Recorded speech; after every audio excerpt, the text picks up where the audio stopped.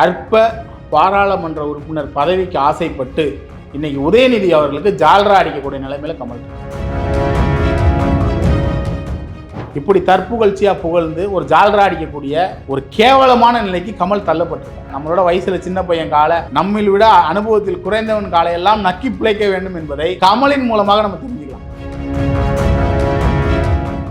நீ பாராளுமன்ற உறுப்பினரா இது வரைக்கும் ஆகி என்ன சாதிச்ச, என்ன நீ சாதிக்க போற, நம்ம அதை பார்க்க தானே போறோம். ஒரு ஆணியும் கொடுக்க மாட்டோம். கட்சி ஆரம்பிக்கும் போது இந்த திமுகவை கேவலமாக பேசி டார்ச் லைட்டை தூக்கி போட்டு உடச்சி இந்த மக்கள்கிட்ட ஓட்டு வாங்கினேன். கடைசியில் அவங்க ஆளே போய் விழுந்து கிடக்குறல்ல. ஜெயலலிதாவும் கருணாநிதி இருக்கும்போது அப்படியே அமுக்கிட்டு நிற்பாங்க, மேல நிமிந்து கூட பார்க்க மாட்டாங்க. ஜெயலலிதாவும் கருணாநிதி செத்தவன வீரம் பொங்கிட்டு வந்துச்சு, டார்ச் லைட் பறந்துச்சு. உனக்கு அறிவு இல்லையானு உன்ன ஒரு பெரிய உலக நாயகன் கடைசியில போய் உள்ளூர்ல ஒருத்தன் போய் காலில் விழுந்து கிடக்குறியே.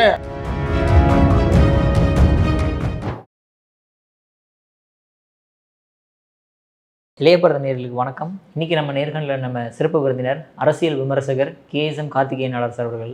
சார் வணக்கம் சார். வணக்கம். இப்போ போய் திமுகவில் ஜாயின் பண்ண உடனே உதயநிதி ஸ்டாலின் அவர்களுக்கு பிறந்த நாள் அப்படிங்கும்போது அதாவது இருட்டு நோக்கி வருதுன்னு பயப்படாதீங்க, உதயசூரியன் வரப்போகுது, உதயநிதி வரப்போறாரு அப்படின்ற மாதிரிலாம் பேச ஆரம்பிச்சிட்டாரு. ஏற்கனவே டார்ச்சை தூக்கி போட்டு பைத்திய மாதிரி ஏதோ பேசிட்டு ஆல்ரெடி போயிட்டாரு. அதாவது நீங்கள் இன்னைக்கு கமலோட வயதுக்கு அவருடைய அனுபவத்திற்கும் அவர் அரசியலுக்கே வந்திருக்க கூடாது. அரசியலுக்கே வந்திருக்க கூடாதுங்க. இல்லை நீங்கள் வந்தீங்க, நின்னீங்க, தோத்துட்டீங்க, என்ன பண்ணிருந்தா நமக்கு அரசியல் செட் ஆகலை, நம்ம வேலையை பார்த்துட்டு போகணும். அற்ப பாராளுமன்ற உறுப்பினர் பதவிக்கு ஆசைப்பட்டு இன்னைக்கு உதயநிதி அவர்களுக்கு ஜால்ரா அடிக்கக்கூடிய நிலைமையில கமல் இருக்கார். நல்லா தெரிஞ்சுங்க, கமலுடைய அறிவுக்கும் அனுபவத்துக்கும் அற்ப பாராளுமன்ற பதவிக்கு ஆசைப்பட்டு உதயநிதிக்கு ஜால்ரா அடித்து உதயநிதியை புகழ்ந்து பேசி தன்னை நிலைநிறுத்திக்கிறதுக்காக, இந்த அரசியலை நிலைநிறுத்திக்கிறதுக்காக இந்த மாதிரி ஒரு கூச்ச நாச்சம் இல்லாமல் இப்படி தற்புகழ்ச்சியாக புகழ்ந்து ஒரு ஜால்ரா அடிக்கக்கூடிய ஒரு கேவலமான நிலைக்கு கமல் தள்ளப்பட்டிருக்கார். இதுதான் நம்ம அரசியலில் புரிஞ்சிக்க வேண்டியது. அரசியலில் சுய அறிவு இல்லாமல் வந்து அடுத்தவர்களை நம்பி வந்தால் நம்ம யாரையாவது ஒரு காலை, நம்மளோட வயசில் சின்ன பையன் காலை, நம்மளை விட அறிவில் குறைந்தவன் காலை, நம்மில் விட அனுபவத்தில் குறைந்தவன் காலை எல்லாம் நக்கி பிழைக்க வேண்டும் என்பதை கமலின் மூலமாக நம்ம தெரிஞ்சுக்கலாம். கமலுக்கு இருக்க அனுபவத்துக்கு நான் அரசியலுக்கு வந்தோம், நம்ம ட்ரை பண்ணோம், ஓகே செட் ஆகலை, கட்சியை கலைச்சவன் போய் வேலையை பார்க்கலாமான்னு போகலாம். ஆனால் வந்தேன் நீ பாராளுமன்ற உறுப்பினரா இது வரைக்கும் ஆகி என்ன சாதிச்ச, இல்லை நீ என்ன இருக்க போகிற, என்ன நீ சாதிக்க போகிற, நம்ம அதை பார்க்க தானே போகிறோம். ஒரு ஆணியும் கொடுக்க மாட்டேன். அது பெருமையா சார், ஒரு MP ஆகிட்டோ பெரிய இல்லை அப்படி கிடையாது. நான் எலெக்ஷனில் வந்தேன், நான் என் கட்சியை சேர்த்துக்கிட்டாங்க, என் கட்சி நீ ஒன்றும் கிடையாது. நீ பேசுகிற பேச்சை ஒருத்தன் கூட மனுஷனாக கூட உன்னை மதிக்க மாட்டான். ஏங்க நீங்கள் கட்சி ஆரம்பிக்கும் போது இந்த திமுகவை கேவலமாக பேசி டார்ச் லைட்டை தூக்கி போட்டு உடச்சி குடும்ப அரசியலுக்கு எதிராக பேசி வாரிசு அரசியலுக்கு எதிராக பேசி தான் நீ இந்த மக்கள்கிட்ட ஓட்டு வாங்கின. கடைசியில் அவங்க ஆளே போய் விழுந்து கிடக்குறல்ல. நீ என்ன பேசி ஓட்டு வாங்கின? உனக்கு விழுந்த ஓட்டெல்லாம் எதுக்காக விழுந்துச்சு? குடும்ப அரசியலுக்கு எதிராக பேசினேன், வாரிசு அரசியலுக்கு எதிராக பேசினேன், மன்னர் ஆட்சின்னு சொன்னேன், மண்ணாங்கட்டி ஆட்சின்னு, ஸ்டாலினை திட்டினேன், உதயநிதியை திட்டினேன். இன்னைக்கு அவங்க ஆளே போய் தானே விழுந்து கிடக்குற. அப்புறம் நான் என்ன உனக்கு ஓட்டு போட்டேன் அவன் யோசிப்பானா யோசிக்க மாட்டானா?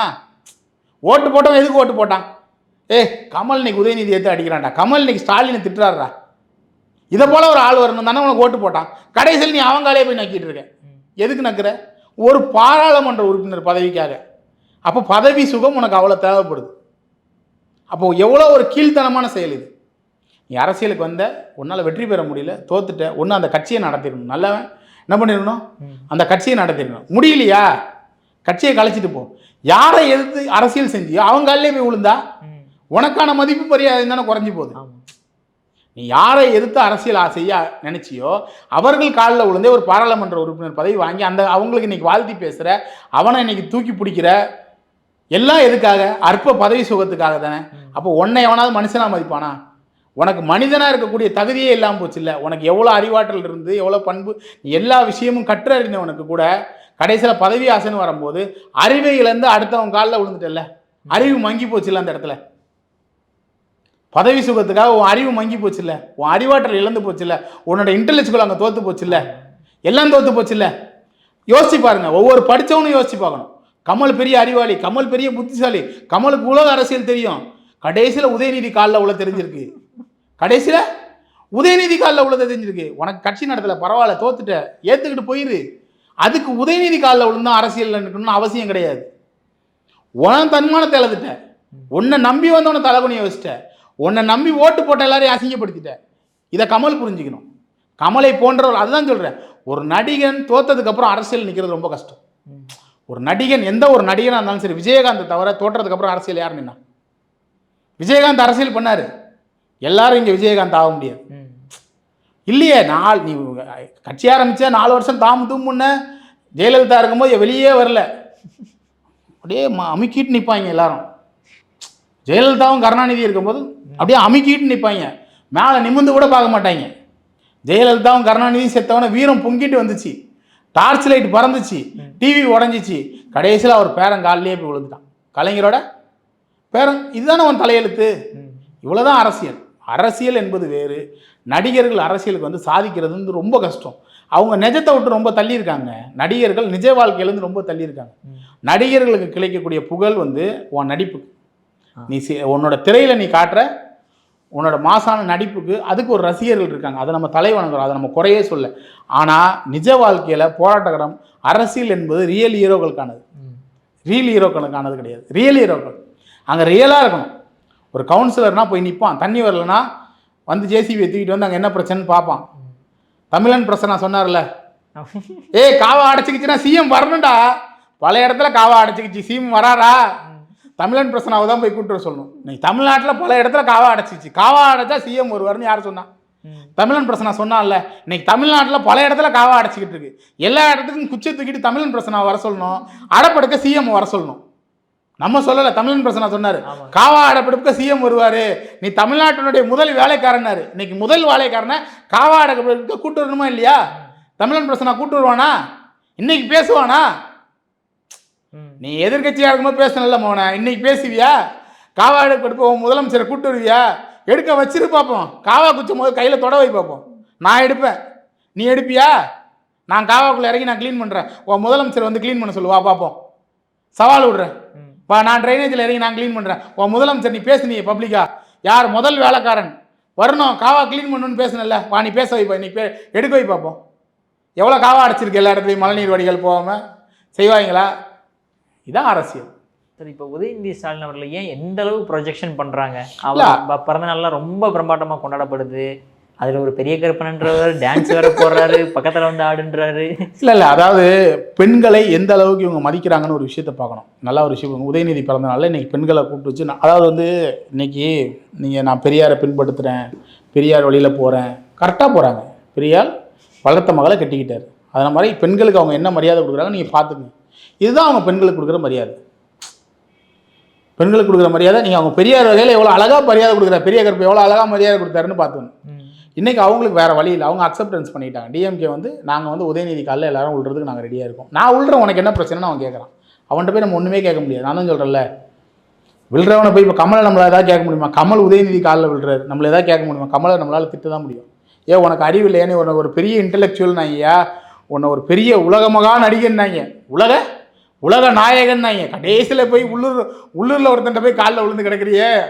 சாதாரண ஒரு பதவிக்காக, ஒரு எம்பி பதவிக்காக நீ போனால் பல எம்பி எந்திரிச்சு நிற்பான்.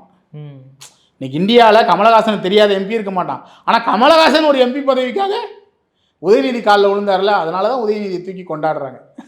நம்ம புரிஞ்சுக்கணும், பதவி வேணா நீங்கள் உதயநிதி காலில் தானே இன்றைக்கி விழணும். இன்றைக்கி டிஎம்கேல பதவி வேணா நீங்கள் யார் காலில் விழணும்?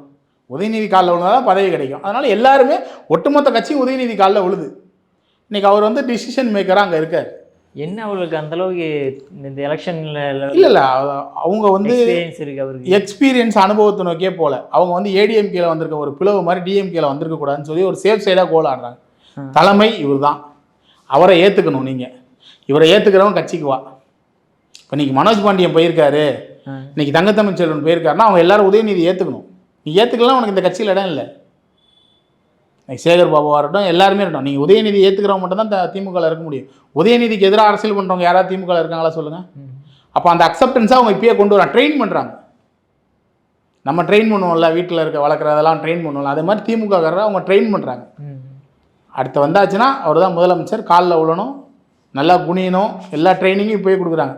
கமல் மூலயமா கொடுக்குறாங்க. பார் உலக நாயகனே எப்படி அடிக்கிறாரு பார் ஜால்ரா, அப்புறம் நீ அடுத்த ஜால்ரா அதை விட பெருசாக அடிக்கணும். உலகன கமல் அடிக்கிற கமல் பேசுறாரு பாரியா, யார் பேசுறா? கமல் அடிக்கிற ஜால்ரா விட உன் ஜால்ரா பெருசா இருக்கணும். உன் சத்தம் கமலை விட பெருசாக கேட்கணுன்றான். யாரை வச்சு சொல்கிறான்? நல்லா புரிஞ்சுங்க. கமலை நம்ம பெரிய ஆளுன்றோம். கமலை கமலை இருந்தாலும் என்னையா பண்ணுறாரு? போய் உதயநிதி காலில் விழுறாரு, நீ என்னையா நின்றுக்கிட்டு இருக்க? கமலை வச்சு அடிக்கிறான். அதான் அரசியல். இந்த அரசியலை செய்ய தவறுறாங்க சிலர். நான் சொல்கிறது புரியுதா? அவ்வளோதான், முடிஞ்சு போச்சு. இப்போ கமலுக்கு என்ன இருக்குது? நீங்கள் போய் இன்டெலெக்சுவல்னு சொல்ல முடியுமா கமலை? ஒரு எம்பிக்காக காலில் விழுந்ததுக்கப்புறம் உதயநிதி, அதாவது சூரியன் இப்படிலாம் ஒரு கேவலமாக எதுக்கு இந்த ஜாலரா அடிக்கணும்?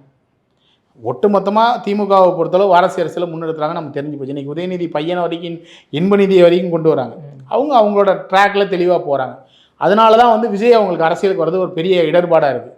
ஏன்னா நாளைக்கு விஜயா உதயநிதியான்னு வந்துருச்சுன்னா உதயநிதி கீழே போயிடுவார். அதான் சொல்லலை, விஜய் வெற்றி பெற்றுவிட்டால் வேற, விஜய் தோற்றாருன்னா தான் பிரச்சனை.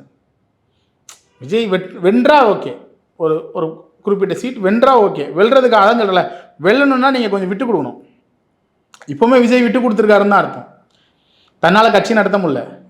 புசியானந்துக்கு அரசியல் தெரில, ஆதவர்ஜுனாவுக்கு அரசியல் தெரில, நிர்மல்குமாருக்கு அரசியல் தெரில. இது வரைக்கும் வெளி கட்சியிலேருந்து பலர் சேர்றதுக்காக முயற்சி பண்ணாங்க, யாரையும் சேர்த்துக்கல. ஏன் செங்கோட்டையை சேர்த்துக்கிறாங்கன்னா, நம்ம கட்சியை அரசியல் மையப்படுத்தணும், அரசியல் நகர்வுகளில் நம்ம எங்கேயோ பின்னாடியே தான் இருக்கிறோம், இன்னும் நமக்கு கற்றுக்கலை, நம்ம கற்றுக்குட்டியாக இருக்கிறோம், அப்போ நம்ம புரிஞ்சுக்கிற நிலைமைக்கு வரணுன்றதுனால தான் செங்கோட்டையனை உள்ளே எடுத்திருக்காங்க. இன்னும் பலரை உள்ளே கொண்டு வரவரான்னு செங்கோட்டையன்னு சொல்கிறாங்க. பலரெலாம் போகிறதுக்கான வாய்ப்பு இல்லை. ஓபிஎஸ் பையன் போகிறதுக்கான வாய்ப்பு என்ன இருக்குது? இங்கேருந்து துரத்தி விட்டவங்க வேணால் போகலாம். துரத்தி அதிமுகவிலிருந்து விரட்டி விட்டவர்களின் சரணாலயமாக வேணால் தாவேக்கா மாறுறதுக்கான வாய்ப்பு இருக்குது. மாறுமான்னு பார்ப்போம். சரி, இப்போ செங்கோட்டையன் அவர்கள் வந்து தாவேக்கால போய் இணைஞ்சிட்டாரு, ஓகேங்களா? அவரோட செட்டப் எல்லாத்தையுமே மாற்றிட்டாரு. இருந்தாலுமே ஜெயலலிதா அவர்களோட அம்மாவோட ஃபோட்டோவை வச்சுக்கிட்டு போய் வந்து எல்லாமே பண்ணுறாரு. துண்டு மேலே போட்டால் வந்து துண்டு போடாதீங்க, வேறு மாதிரி பேசுவாங்க அப்படின்றாரு. ஸோ அவர் முழு மனசோட தான் அங்கே போய் இணைஞ்சாரா? இல்லை, அதாவது செங்கோட்டையனுக்கு வந்து வேறு வாய்ப்பு கிடையாது. அதாவது வந்து இன்றைக்கி வந்து அதிமுகலேருந்து நீக்கப்பட்டவர். அவர் அதிமுகலேருந்து தூக்கி போட்டாங்கன்னு என்ன அர்த்தம்? அவ்வளோதான், நீ கட்சிக்கு வேண்டாம் அர்த்தம். நீ கட்சிக்கு வேணாம், கட்சி கட்டுப்பாடை மீறி செயல்படுற. ஃபஸ்ட்டு வந்து அவரோட பதவிகளை பதவியிலேருந்து நீக்கினாங்க, அடிப்படை உறுப்பினர் பதவியிலேருந்து தூக்கலை. என்றைக்கு வந்து தேவர் ஜெயந்தி விழாவில் வந்து ஓபிஎஸோடையும் டிடிவியோட போய் நிற்கிறாரோ அன்னைக்கு மறுநாள் வந்து அவரோட அடிப்படை உறுப்பினர் பதவி வந்து நீக்கப்படுறாங்க. அப்போ நீக்கும் போது அந்த கட்சி ஆலோசனை பண்ணியிருக்காங்க. நிச்சயமாக பண்ணியிருக்காங்க.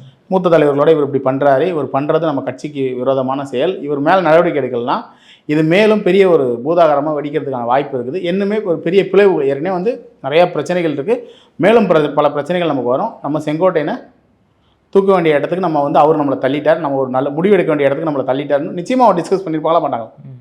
பண்ணி அவரை கட்சியை விட்டு தூக்கிட்டாங்க. அப்போது கட்சியை விட்டு தூக்கும் போது அவங்க யோசிக்காமல தூக்கியிருப்பாங்க. அப்போ அது அதிமுக வந்து இழப்பாக கருதவே கருதாது. ஏன்னா அதிமுகலேருந்து இதுக்கு முன்னாடி யாரெல்லாம் போயிருக்கா? இப்போது சேகர் பாபு எங்கேருந்து போனவர்? அதிமுக தோத்தா போச்சு, திரும்ப எம்எல்ஏ எலெக்ஷனில் ஜெயிக்காமல் இருந்தாங்களா? முத்துசாமி எங்கேருந்து போனார்? அனிதா ராதாகிருஷ்ணன் எங்கேருந்து போனார்? இப்போ இருக்க 9 அமைச்சர்கள் அதிமுகவை சேர்ந்தவர்கள் தான். அப்போ அவங்கெல்லாம் போனதுக்கப்புறமும் அதிமுக ஜெயிக்கவே இல்லையா? அப்படிலாம் வந்து சொல்ல முடியாது. ஏன்னா இன்றைக்கி தமிழகத்தில் இருக்கக்கூடிய அனைத்து மாவட்டங்களையும் கிளைகள்லையும் சின்ன சின்ன ஊர்லேயும் வேரூன்றி இருக்கக்கூடிய 2 பெரிய கட்சிகள் யாருன்னு பார்த்தீங்கன்னா திமுகவும் அதிமுகவும் மட்டும்தான். எங்கே போனாலும் அங்கே ஒரு உதயசூரியனும் ஒரு ரெட்டலைக்கும் ஒரு மவுஸ் இருக்கும். அப்படிப்பட்ட 2 பெரிய கட்சிகள். என்ன ஒன்று, நம்ம பார்க்கக்கூடிய பொதுமக்களாக இருந்தாலும் இல்லை நம்மளை போகிற ஆளுங்க நம்ம பார்க்கக்கூடிய 2 வித்தியாசம்னா, டிஎம்கே வந்து வாரிசு அரசியலை முன்னெடுத்து அந்த கட்சிகளை பிளவு ஏற்படாமல் அவங்க பார்த்துக்கிட்டாங்க. ஏடிஎம்கே ஜனநாயக முறைப்படி வந்துக்கிட்டே இருக்குது. எம்ஜிஆர் இறந்ததுக்கப்புறம் ஒரு பிரச்சனை ஏற்பட்டுச்சு, ஜே அணி ஜா அணின்னு உருவாச்சு, அதுக்கப்புறம் அவங்க திரும்ப ஒன்றிணைந்தாங்க. இன்றைக்கி எடப்பாடிக்கு அதே மாதிரி ஒரு நிலைமை வந்திருக்கு. இன்றைக்கி எடப்பாடி 9 வருஷமாக ஸ்டாண்டாக நிற்கிறார், கிட்டத்தட்ட 9 வருஷமாக ஸ்டாண்டாக நிற்கிறார். எடப்பாடி முதலமைச்சர் ஆனவொன்னா இந்த ஆட்சி 3 மாதம் நிற்குமான்னு கேட்டாங்க, 6 மாதம் நிற்குமான்னு கேட்டாங்க, 1 வருஷம் இந்த ஆண்டுமானாங்க, 4.5 வருஷம் எதிர்க்கட்சி தலைவர் முதலமைச்சராக சிறப்பாக அவரோட பணியை முடித்தார். கொரோனான்ற பெரிய இடர்பாடு முதல் முறை நம்ம வந்து சந்திக்கிறோம். இந்த இப்போ இருக்கக்கூடிய இந்த திராவிட கட்சிகளே இது போல ஒரு பெரிய இக்கட்டான சூழ்நிலையை சந்திச்சே இருக்காது, பெரிய பொருளாதார இழப்பு. அப்போ அதெல்லாம் மீண்டும் அந்த 4.5 வருஷம் ஒரு நல்ல ஆட்சியை கொடுத்து அவங்க ஆட்சியை நிறைவு செஞ்சாங்க. அப்போ இப்போ 4.5 வருஷமாக எதிர்க்கட்சி தலைவராக இருக்கார். அவங்களால என்ன முடியுதோ, இன்றைக்கி ஒரு எதிர்க்கட்சி எப்படி செயல்படணுமோ அந்தளவுக்கு ஒரு செயல்பட்டு இருக்காங்க. அப்போது ஒரு 9 வருஷமாக ஒருத்தர் அடிக்கிறதுக்காக எத்தனை பேர் ஒன்று சேர்ந்து அடிக்கிறாங்க நீங்கள் பாருங்களேன். நம்ம சாதாரண ஒரு மனுஷனாக வச்சுப்போமே, எடப்பாடின்ற ஒரு ஆளை டிடிவி அடிக்கிறாரு, ஓபிஎஸ் அடிக்கிறாரு, சசிகலா அடிக்கிறாங்க, இந்த பக்கம் ஸ்டாலின், இந்த பக்கம் உதயநிதி, யார் யாரோ அடிக்கிறாங்க. ஒன்றுமே பண்ண முடியலையே. அதாவது அடித்தவன்லாம் தான் சோர்ந்து வெளியே போய் அடுத்த கட்சியில் சேர்றான், இல்லை வெளியே போகிறான். இப்போ ஓபிஎஸ் போய் நான் புது கட்சி ஆரம்பிக்க போகிறேன்றாரு, டிடிவி புது கட்சி ஆரம்பிச்சிட்டாரு, செங்கோட்டையன் போய் சேர்ந்துட்டாரு, மனோஜ் பாண்டியன் ஒரு கட்சிக்கு போயிட்டாரு. அதாவது தன்னை அடிக்க வந்தவர்கள் எல்லாரையும் ஓட விட்ட பெருமை யாருக்கு இருக்குது? இந்த படத்தில் வர மாதிரி நான் அடித்த 10 பேரும் டான்றா, நீங்களாம் எனக்கு ஒரு ஆளே இல்லாதன்ற மாதிரி எடப்பாடி அடிச்சுக்கிட்டு இருக்காரு. அப்போ இது வந்து அதிமுகவுக்கு ஒரு பெரிய இழப்பே இல்லை. ஆனால் இது வந்து தாவேக்காவுக்கு ஒரு பலம். ஏன்னா வந்து அரசியல் மையப்படாமல் இருக்கக்கூடிய ஒரு கட்சிக்கு ஒரு 52 கால அரசியல் அனுபவம் உள்ள ஒருவர் போகும்போது அந்த கட்சி அரசியல் பயப்படுறதுக்கான வாய்ப்பு இருக்குது. அரசியல் பயப்படுறதுக்கான ஒரு வாய்ப்பு இருக்குது. ஒரு நெறிமுறைகளை வகுக்கிறதுக்கான வாய்ப்பு இருக்குது. ஒரு விஷயத்திற்கு எப்படி அப்ரோச் பண்ணணுன்ற விஷயங்கள் பண்ணுறதுக்கான வாய்ப்பு இருக்குது. அதாவது விஜய்க்கு செங்கோட்டையன் வந்து ஒரு பலமாக இருப்பார். அதில் வந்து எந்த விதமான மாற்று கருத்தும் கிடையாது. ஆனால் அது வெற்றி கூட்டணியாக அமையுமான்னு கேட்டால் அது மிகப்பெரிய கேள்விக்குறி தான்.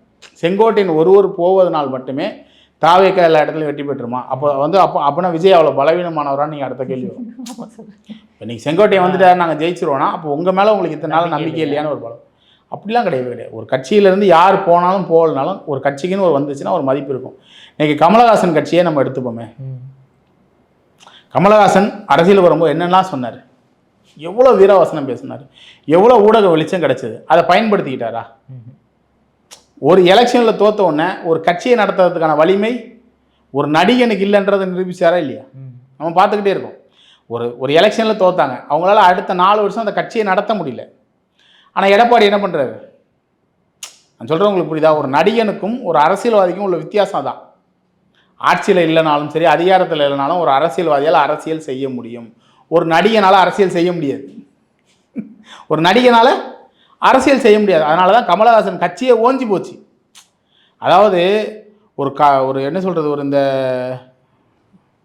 ஒரு சொல்லுவாங்க தெரியுமா, சீக்கிரமாக வளர்ந்து வருமே ஒரு அது ஏதோ ஒரு பேர் சொல்லுவாங்க, நல்ல பேர்.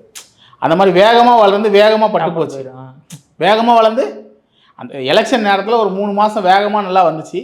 3 எலெக்ஷன் முடிஞ்சவங்க அப்படியே படுத்துருச்சு. அவங்களால அதுக்கப்புறம் அரசியலே செய்ய முடியல. கடைசியில் ஒரு எம்பி சீட்டுக்காக கட்சியை கொண்டு போய் வித்துட்டு போன கதையை வித்துட்டு போயிட்டார். இவ்வளோ தான் வந்து ஒரு நடிகனால் முடியும். அப்போது விஜய் அரசியலுக்கு வந்திருக்காரு. 2026 சட்டமன்ற தேர்தலில் சந்திக்க போகிறாரு. அவர் அரசியல் 2026 வெற்றி பெற்றுவிட்டால், வெற்றி ஒரு வேலை பெற்றுவிட்டால் ஓகே, இல்லை அவர் மட்டும் ஜெயித்தாலோ, இல்லை அவங்க கட்சி எதிர்கட்சி அந்தஸ்துக்கு வரலனாலோ, இல்லை ஆளுங்கட்சியாக வரலனாலோ அவங்க அரசியலில் தொடர்ந்து இருப்பார்களா அப்படின்றதே மிகப்பெரிய கேள்விக்குறி. மிகப்பெரிய, ஏன்னா நம்ம கடந்த கால அனுபவங்கள் நம்ம பார்த்துக்கிட்டே இருக்கோம். எத்தனை நடிகர்கள் வந்திருக்காங்க. அதாவது இவங்க யார் இப்போ நல்ல அரசியல்வாதி யாருன்னா, இன்றைக்கி ஒரு அன்புமாரி மாதிரியோ, இல்லை நாம் தமிழர் சீமான் மாதிரியோ மக்களுக்கான போராட்டங்களை தொடர்ந்து ஆட்சியில் இருந்தாலும் சரி, இல்லைனாலும் சரி, அதிகாரத்தில் இருந்தாலும் சரி, இல்லைனாலும் சரி, மக்களுக்கான போராட்டங்களை தொடர்ந்து முன்னிறுத்தி எவன் ஒருத்தன் போராடி கொண்டிருக்கிறானோ அவன் மட்டுமே நல்ல அரசியல்வாதி. இன்றைக்கி அன்புமணியாக இருக்கட்டும், சீமானாக இருக்கட்டும், இவங்க 2 பேரை தவிர இன்றைக்கி தமிழ்நாட்டில் எந்த அரசியல் இயக்கம் மக்களுக்கான போராட்டங்களை முன்னெடுக்குது? அப்போ மக்களுக்காக போராடுற எவன் வருவனா அவன் தான் அரசியல்வாதி. புரியுதா உங்களுக்கு? அப்போது இவர்களால் செய்ய முடியும். இன்றைக்கி எடப்பாடியால் செய்ய முடியும், ஏடிஎம்கேவால் செய்ய முடியும், டிஎம்கேவால் செய்ய முடியும். இவங்களாம் அரசியலில் நிலைத்திருப்பார்கள். விஜய் நிலைத்து இருப்பாரான்றதே மிகப்பெரிய கேள்விக்குறி. விஜய் வெற்றி பெறாவிட்டால் நிலைத்திருப்பாரான்றதே மிகப்பெரிய கேள்விக்குறி. அப்பேற்பட்ட ஒருத்தரை நம்பி செங்கோட்டையன் போயிருக்காருன்னா, நாளைக்கு ஒரு வேளை அவங்க தோத்துட்டாங்கன்னா அவருடைய அரசியல் வாழ்க்கைக்கு அது அஸ்தமனம் தான். கல்லறை கட்டியாச்சுன்னு வச்சுக்க வேண்டிதான். தோற்று விட்டாருன்னா கல்லறை கட்டியாச்சு, அவ்வளோதான், முடிஞ்சு போச்சு. வாலண்டரி ரிட்டைர்மெண்ட் கொடுத்துட்டு போயிட்டே இருக்க வேண்டியதான். இதுதான் வந்து நிலைப்பாடு. அதனால் அவங்க உயிரை கொடுத்து அவர்கள் உழைப்பார்கள். அதுக்கான விஷயங்கள் நடக்கும். என்ன ஒன்று, நம்ம பேசிக்கிட்டு இருக்கும்போதே அலைன்ஸ் எப்படி வரப்போகுதுன்னு தெரியல. 4 முனை போட்டியை நோக்கி தான் இன்றைக்கி இருக்குது. 2026 பொறுத்தளவுக்கு இன்றைக்கி ஸ்டாண்டு 4 முனை போட்டியை நோக்கி போகுது. அப்போ 4 முனை போட்டின்னும் போது வாக்காளர்கள் எதை நோக்கி வாக்களிக்க போகிறாங்க? வாக்காளர்கள் ஒரு புதுமுகத்துக்கு வாய்ப்பு கொடுக்க போகிறாங்களா, இல்லை ஆளுகின்ற அரசுக்கு எதிரான மக்கள் விரோத போக்குக்கு எதிராக வாக்களிக்க போகிறாங்களா, இல்லை ஏடிஎம்கேக்கு ஆதரவாக வாக்களிக்க போகிறாங்களா? மக்கள் எதை நோக்கி வாக்களிக்க போகிறாங்கன்னு மக்களுக்கு இன்னும் டைம் இருக்குது. இன்னும் ஒரு 150 நாள் 160 நாள் டைம் இருக்குது. அப்போ மக்களோட போக்கு எப்படி போகுது, எதை நோக்கி என்ன அரசு இன்னுமே அதான் இப்போ ஒன்றுமே இத்தனை நாளாக இலவசங்களை பற்றியோ மக்கள் நலத்திட்டங்களை பற்றியோ பேசாத விஜய் வந்து வீட்டுக்கு ஒரு பைக் இருக்கணும், வீட்டுக்கு ஒருத்தர் வேலை இருக்கணும், அப்போது நீங்களும் வந்து திராவிட கட்சிகளுக்கு ஈக்குவலாக இலவசங்களை பற்றி பேச ஆரம்பிச்சிங்க. என்னமே வந்து விஜய், அதாவது நான் திரும்பவுமே சொல்லுவேன், அதாவது மக்கள்கிட்ட மக்கள் நல திட்டங்கள் இன்றைக்கி திராவிட கட்சிகள் செய்ய தவறியது என்ன? இலவசமான மருத்துவம், தரமான மருத்துவத்தை தர தவறிட்டாங்க. அப்போ இலவச மருத்துவமும் தரமான மருத்துவமும் நாம் போய் எந்த ஹாஸ்பிட்டலில் பார்க்குறோன்னா அங்கே குப்பனுக்கும் சுப்பனுக்கும் கூலி தொழிலாளையும் அதே மாதிரி ஒரு ஹாஸ்பிட்டலில் பார்க்க முடியும். இப்போ இவங்கெல்லாம் அமெரிக்காவில் போய் ட்ரீட்மெண்ட் எடுத்துகிட்டு நம்மளை போய் கவர்மெண்ட் ஹாஸ்பிட்டல் போகிறாங்கல்ல, அந்த மாதிரி இல்லாமல் ஒரு ட்ரீட்மெண்ட் வந்து எல்லாருக்கும் கிடைக்கும். அந்த மாதிரி ஒரு வசதியை மேம்படுத்துவேன். இன்றைக்கி இருக்கக்கூடிய அரசு பள்ளிகளை தரம் உயர்த்துவேன். தனியார் பள்ளிகளுக்கு இணையாக அரசு பள்ளிகளோட தரத்தை உயர்த்துவேன். டாஸ்மார்க்கை ஒழிப்பேன். அப்படிப்பட்ட எந்த ஒரு வாக்குறுதியும் கொடுக்கல. அவர் என்ன கொடுக்குறாரு? வீட்டுக்கு ஒரு வேலை, வீட்டுக்கு ஒரு பைக்கு. பழையபடி திராவிட கட்சிகள் எந்த மாதிரி வாக்குறுதியை கொடுப்பாங்க அதே தான். அப்போது நாளைக்கு மக்கள் இதை தான் ஏன் அவனும் சொன்னான், இதை தான் அவனும் கொடுக்குறான், நீனும் அதான் செய்ய போகிற, அப்போ அவனுக்கு போடுற வாக்கை உனக்கு ஏன் நான் போடணும்னு யோசிச்சாங்கன்னா அது மிகப்பெரிய கேள்விக்குறியாக வந்து நிற்கும். அப்போ அதுக்கான வாய்ப்புகளை எப்படி இவங்க சந்திக்க போகிறாங்க, என்ன மாதிரி வாக்குறுதிகளை கொடுக்க போகிறாங்க, இதெல்லாம் வந்து இன்னும் நமக்கான நேரமும் காலமும் நிறையா இருக்குது. Okay sir. சார் இப்போ வந்து இப்போ ஓபிஎஸ் அவர்களாகட்டும், இப்போ சசிகலா அவர்களாகட்டும், இவங்க எல்லாருமே அதிமுகவோட பிரச்சனை பண்ணிட்டு வெளியே இருக்கிறவங்க. ஆனால் அவங்க யாருமே வந்து திடீர்னு இன்னொரு கட்சியில் போய் ஜாயின் பண்ணல.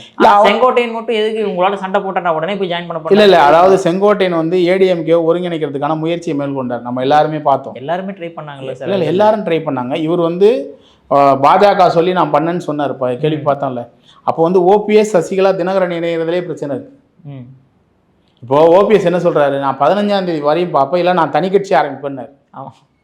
சொன்னாரா இல்லையா? ஏன் நீ டிடிவி கூட போக மாட்டேன்ற? அப்போ அங்கேயே அவங்க ரெண்டு பேருக்குள்ள என்ன இருக்குது? முரண்பாடு இருக்குது, நெருடல் இருக்குது. அப்போ இவர்களுக்குள்ளே இருக்கிற நெருடலை பிரச்சனையை தீர்க்க முடியாதுன்றது தெரியும். அதனால தான் எடப்பாடி நீ மொத்த பேரும் வேணான்றாரு. நல்லா புரிஞ்சுங்க. இவங்களை வச்சுட்டு நம்மளால் பூனையை கட்டிட்டு போக முடியாது. இவன் எவனும் வேணாம், எல்லாத்தையும் அவுத்து விடு, போகிறவன் போட்டோம், இருக்கிறவன் இருக்கட்டும், நம்ம சக்திக்கு மீந்தி நம்ம போராடுவோம், மக்கள் என்ன தீர்ப்பு கொடுத்தாலும் நம்ம சந்தோஷமாக ஏற்றுப்போம், மக்களை நம்பி களத்துக்கு போவோன்ட்டு எடப்பாடி போக ஆரம்பிச்சிட்டார். அதாவது எந்த ஒரு கட்சி தலைவராது இப்போ 150 தொகுதிக்கு மேலே முடிச்சிட்டாரா இல்லையா? யாராவது இது மாதிரி போயிருக்காங்களா 8 மாதத்துக்கு முன்னாடியே? அப்போ மக்கள் மனநிலை என்ன, அங்கே கட்சி தொண்டனோட மனநிலை என்னவாக இருக்குது, நமக்கு எந்த மாதிரி பலம் இருக்குது, எங்கே பலவீனம் இருக்குதுன்றதை அவரே களத்துக்கு போய் பார்க்க ஆரம்பிச்சிட்டார். இவங்க யாரும் வேணான்ற முடிவுக்கு அவங்க தெளிவாக வந்துட்டார். கட்சியை நம்பி வா, என்ன நம்பி வா. இல்லை, இதுதான் ஒரு நல்ல தலைவனுக்கான அழகு. ஒரு நல்ல தலைவனுக்கான அழகு ஏடிஎம்கே கடந்த காலங்களில் அப்படி தான் செயல்பட்டுருக்கு. ஜெயலலிதா காலத்தில் அப்படி தான் செயல்பட்டுச்சு. அப்போ அந்த செயல்பாடை முன்னெடுத்து அவங்க கொண்டு போகிறாங்க.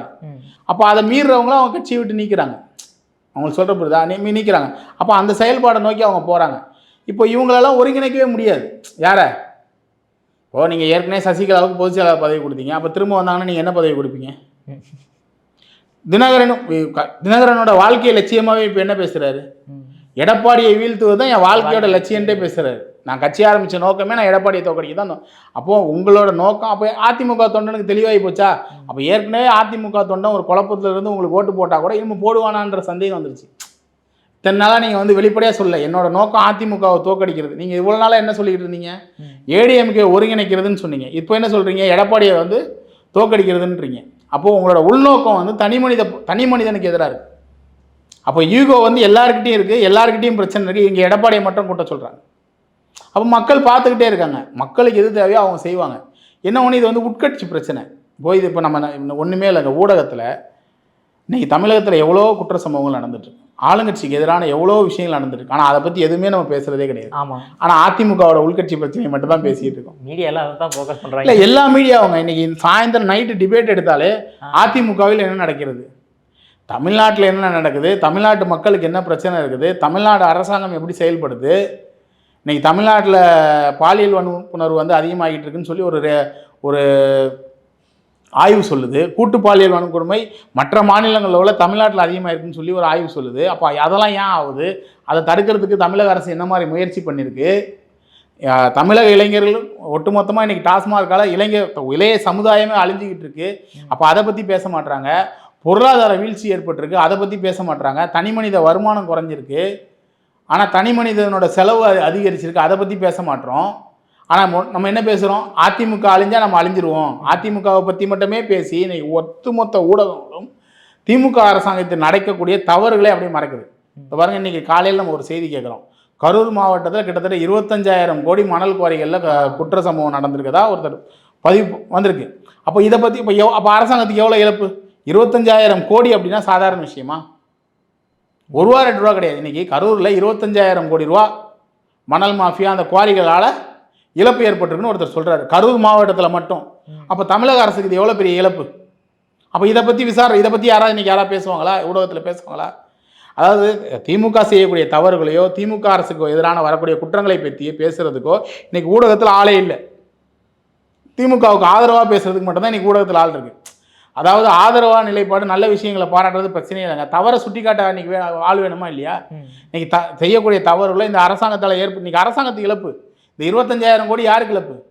தமிழக அரசுக்கு இழப்பு, தமிழக மக்களுக்கு இழப்பு. இன்றைக்கி என்ன பண்ணுறான், 5 லட்சம் கோடி கடன் வாங்க போகிறாங்க தமிழக அரசு. இந்த கடன் யார் மேலே வரும்? ஒவ்வொரு தனி மனித மேலேயும் வரின்ற பேரில் ஏற்றிக்கிட்டே போகிறான். நீங்களும் கணக்காரனா வரீங்க, நானும் கணக்காரனா ஆகிட்டு இருக்கோம். அப்போ இதை பற்றி இன்றைக்கி பேச தமிழ்நாட்டில் ஆளே இல்லாமல் போச்சு. ஒட்டு மொத்தமாக இன்றைக்கி ஏடிஎம்கே மட்டும் பற்றி தான் பேசிகிட்டு இருக்கோம். இன்றைக்கி ஊடகங்கள் அவ்வளோ கேவலமாக போயிருச்சோன்னு தோணும். ஓகே சார், அற்புதமாக விளக்கம் கொடுத்தீங்க சார். உங்கள் பொன்னான நேரத்திலே பயன்படுத்துறதுக்கு மிக்க நன்றி சார். நன்றி.